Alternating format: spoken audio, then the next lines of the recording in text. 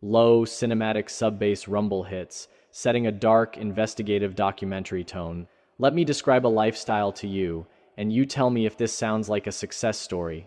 A professional couple lives in a major metropolitan suburb. They hold university degrees, work demanding full-time corporate jobs, and bring home a combined household income of $130,000 a year. Statistically, whether they are in Toronto, London, New York, or Paris, this income places them comfortably above the national median. They have done everything the modern economy told them to do to achieve financial freedom. Yet, every single month, they feel like they are quietly drowning. Visual direction, cinematic slow-motion shot of a clean, modern suburban kitchen at night, lit only by the cold blue glow of a laptop screen open on a bank statement. They are not buying sports cars, they are not taking luxury vacations to the Maldives, and they are not dining at Michelin star restaurants. Instead, their reality is defined by an invisible, exhausting arithmetic, SFX. Subtle, fast-paced clock ticking sound enters.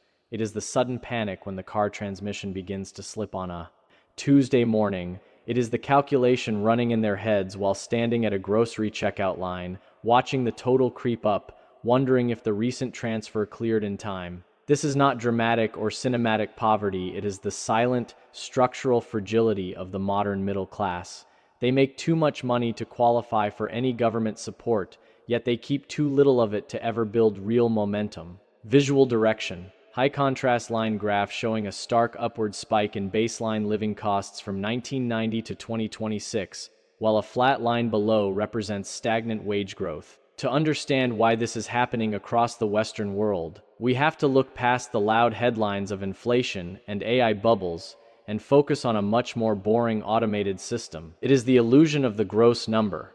When a bank approves a couple for a mortgage or a leasing company approves a car payment, their algorithms look at the top-line income. The system tells them they can afford the $300,000 property or the £400 monthly car lease because, on paper, the mathematical spread looks wide enough. But the system is built on a lopsided assumption that both EA earners will operate at 100% capacity with zero friction forever. Visual direction. Close-up of a digital calculator interface where a large number $130,000 is entered and then rapidly subtracted by automated line items until it hits near zero. SFX. Sharp digital camera shutter click. Let that sink in for a second.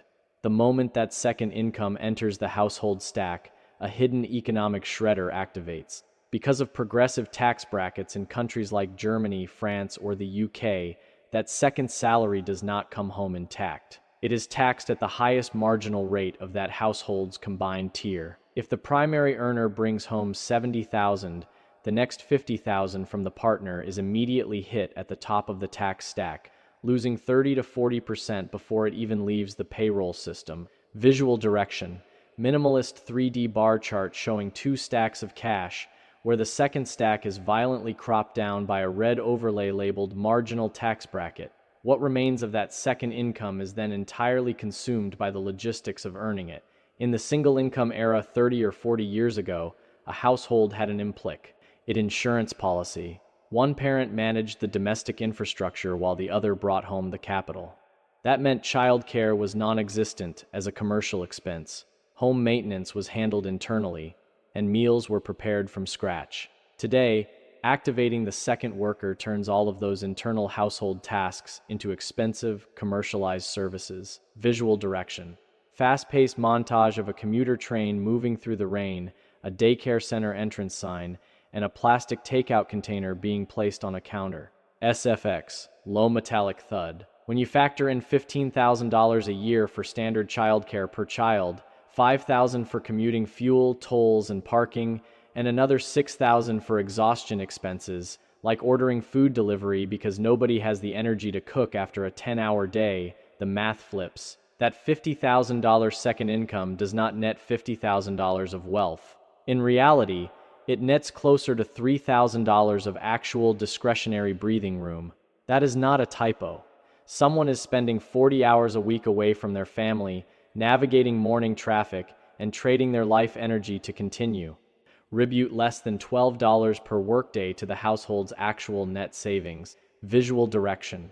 Extreme close-up of a digital spreadsheet where small expense numbers rapidly wipe out a large credit column, leaving a tiny single-digit remainder. The real tragedy of this trap is that it alters human behavior through relative wealth. Psychologists call this the reference group effect. We do not measure our financial success against a global baseline or against history. We measure it against the three people living closest to us. When every household in a neighborhood deploys two incomes to buy into the same school districts or the same housing developments, they inadvertently bid up the baseline price of entry for everyone. It becomes an economic arms race where the cost of a standard middle-class life escalates to consume both incomes entirely, leaving the participants exactly where they started, but with twice the structural risk.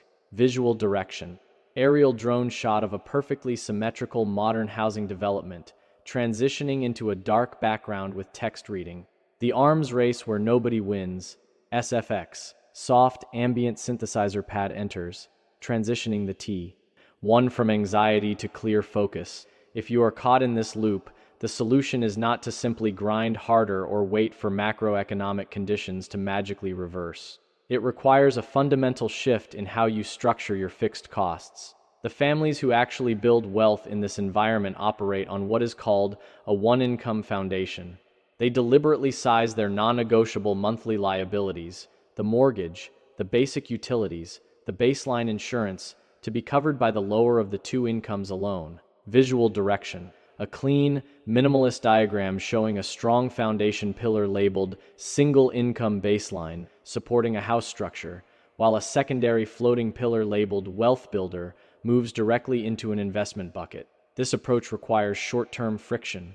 It means consciously driving past the larger, more prestigious houses that a dual income approval letter says you can afford. It means maintaining an older, paid-off vehicle instead of taking on a secondary lease just because your monthly cash flow can technically support the payment. But the mathematical payoff of this discipline is absolute. The entirety of the second income is never allowed to blend into the baseline lifestyle. Instead, it is diverted directly into liquid assets, index funds, and tax-sheltered accounts before it can be nibbled away by convenience spending. Within less than a decade, those investments begin to generate their own automated cash flow, buying back the exact thing the two-income trap takes away: your optionality, your flexibility, and your time.